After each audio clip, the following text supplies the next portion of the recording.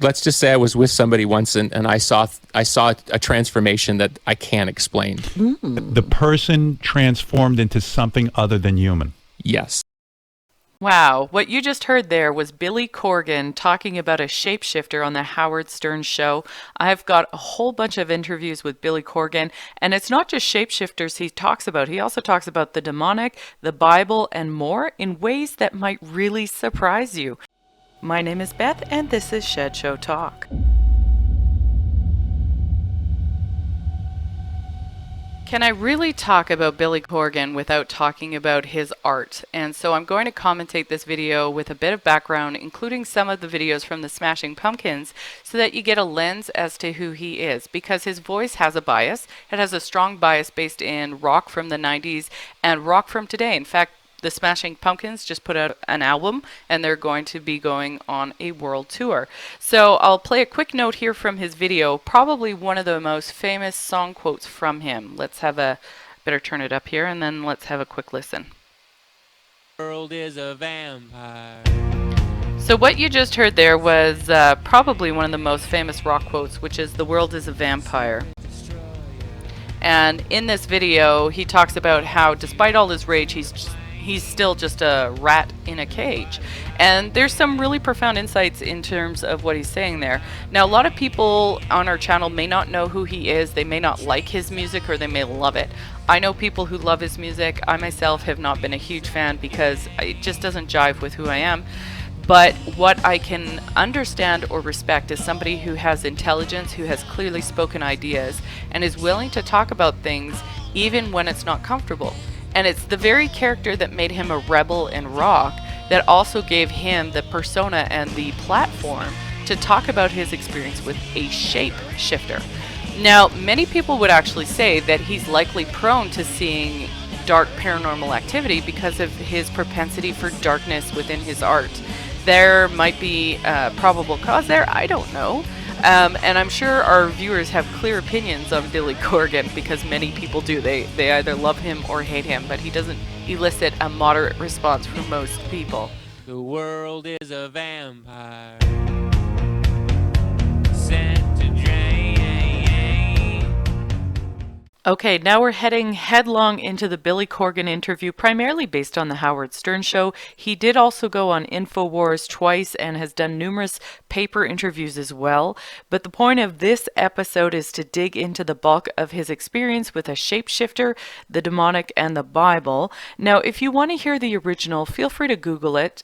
This video is meant to commentate the original. So I welcome you to comment as well alongside and join the conversation, because these topics are about to get intense. What happened? Give me a for instance. I want to know. I'm turning red. I'm so embarrassed. No, don't be embarrassed. Come on, share. Why not? We have to discuss these things. Let's just say I was with somebody once and I saw a transformation that I can't explain. The person transformed into something other than human. Yes. Okay, this is a disclosure. You're listening to somebody talk about their experience and disclosing information of an encounter. And in this case, both Howard Stern and Billy Corgan use the word transformation.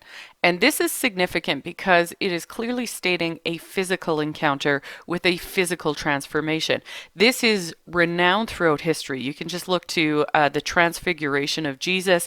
You can talk to people who have said that they've seen beings turn into angels, into humans. And also in Native folklore here in Canada, there's a lot of stories amongst our First Nations and peoples talking about how shamans could turn themselves into animals and vice versa. So they're describing on record what a transformation was like. I saw it. Were you on drugs? I was not. I was totally sober. Wow. You were talking with, I'm asking you some questions. If you were talking to someone, yes, and you're having a conversation like we are now, this close, and the person suddenly, not in a hallucination, they said to you, look, something's going to happen here. Mm-hmm. I'm going to morph into something else. Mm-hmm. And you're like, this is ridiculous. That's not how it happened. Give me a please. I want to see this. Imagine you're doing something and suddenly you turn around and there's somebody else standing there. Billy turned around and the activity occurred. There are people who have seen shapeshifters in front of them and they describe it as an organic transition, faster than the blink of an eye. In this case, there was a transition, but wait till you hear what Billy says next. But did you say to the person, what'd you just do here? That's yes, not you. and they acknowledged it. And what did they say they were? From another planet? They wouldn't explain. And this is part of the reason why Billy's story is so profound. And he actually is saying that one day he'll tell it in a book, but he's been very guarded about it because it clearly has implications for him that he is still reconciling. But in this case, he is acknowledging that the person who shapeshifted also acknowledged that it occurred. Therefore, there are two witnesses in agreement that the event did occur. This is what makes Billy's story a unique contactee experience. But let's hear, there's just one more nugget in his story I want to highlight. But when you say they transformed into someone else or something I mean, Billy, else. I've had that happen. I'm being vague on purpose. It's up there with one of the most intense things I've ever been through. I'm going to wrap up this video. My name's Beth. If you want us to hear your contact story, send us an email or contact us through our YouTube page. And in the meantime, please hit the subscription button, the notification bell, and join the conversation.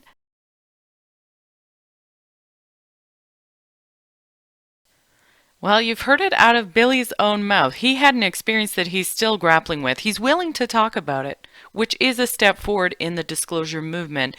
But imagine a man of that much power and influence who's seen as much as a rock star has and is still shaken by what occurred there.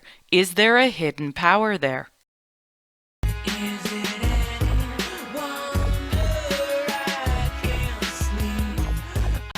In the music industry, it's still very much this exploitative thing. It's still very much people signing their life away, you know, the old deal with the devil stuff. That is still going on. It's unbelievable in this day and age that is still going on. I've seen a few things where it makes me think that, you know, it's like the Matrix or something. Do you still know this person? No. I would stay in touch. No, not a good person. Oh, really? Yeah. So that's what I'm saying. We're talking somebody more on the evil. demonic side here. Oh, my God. Yeah. You mean they have evil crap? Well, you could argue that. Oh, that's depressing. What did he just say? I need a second here. Okay, so let me just wrap what I think I heard. Essentially, Billy Corgan, who religious people describe as demonic, is saying that, in fact, he has witnessed demons, not in him, but in a shape-shifting human who turned into a reptilian that he knows. This is an individual that he knows.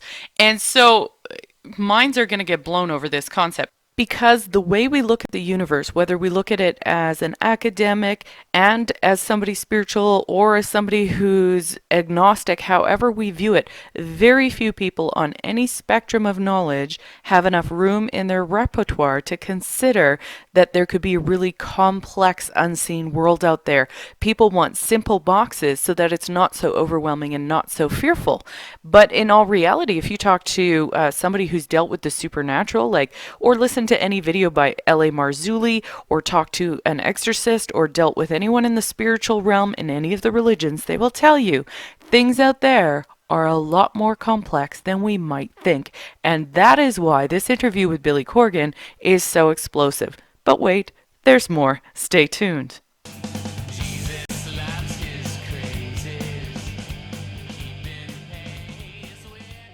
Well, I think, people kind of treat the Bible like it's a whatever. A fairy tale. Toilet paper fairy tale. So, and I've had enough experiences to think that a lot of stuff that's in there is literal, based on things that happened in times where people were probably had access to less knowledge.